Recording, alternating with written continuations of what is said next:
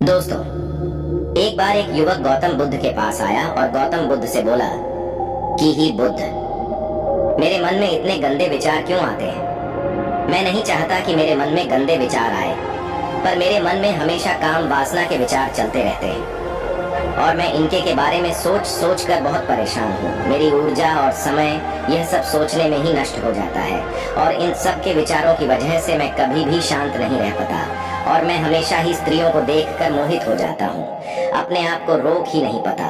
बुद्ध मुस्कुराए और उन्होंने उसे युवक से पूछा, क्या तुम्हें पता है यह काम वासना होती क्या है? फिर लड़के ने उत्तर दिया और कहा, बुद्ध, मैं यह तो नहीं जानता कि काम वासना होती क्या है, पर हाँ, ये जो भी है बहुत बुरी चीज है। फिर बुद्ध ने उसे युवक से कहा कि सबसे पहले तो तुम ये समझना है कि प्राकृतिक रूप से जो भी चीज हमारे अंदर है वह बुरी नहीं है। हमारे जीवन में उसकी कुछ न कुछ जरूरत है। वासना कोई बुरी बात नहीं है, यह तो हमारे मन की एक भावना है जो हमें किसी न किसी चीज की कमी का एहसास करवाती है और फिर हम उसे चीज को पाने के लिए उसे चीज की तरफ आकर्षित हो जाते हैं। जैसे अगर तुम्हारे पास धन की कमी है तो तुम में धन पाने की वासना उत्पन्न हो जाएगी। तो वासना कुछ और नहीं, बस एक प्रकार की कमी है जो कि एक प्रकार की जरूरत का एहसास है, और जब ये जरूरत शारीरिक हो तो हम इसे काम वासना का देते हैं।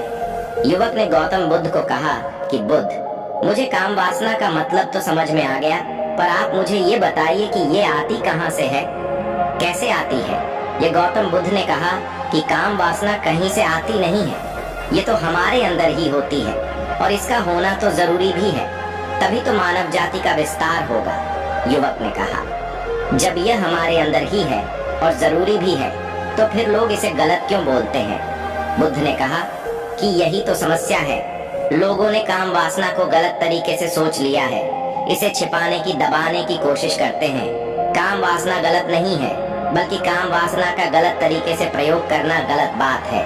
लोग जिससे प्रेम करते हैं बस उसी के लिए जीने लग जाते हैं, उसे पाना ही अपना लक्ष्य बना लेते हैं और उसी के बारे में हमेशा सोचते रहते हैं, पर यह सब गलत है। बुद्ध ने योग से कहा, क्या तुम्हें पता है जानवरों में भी कम वासना होती है?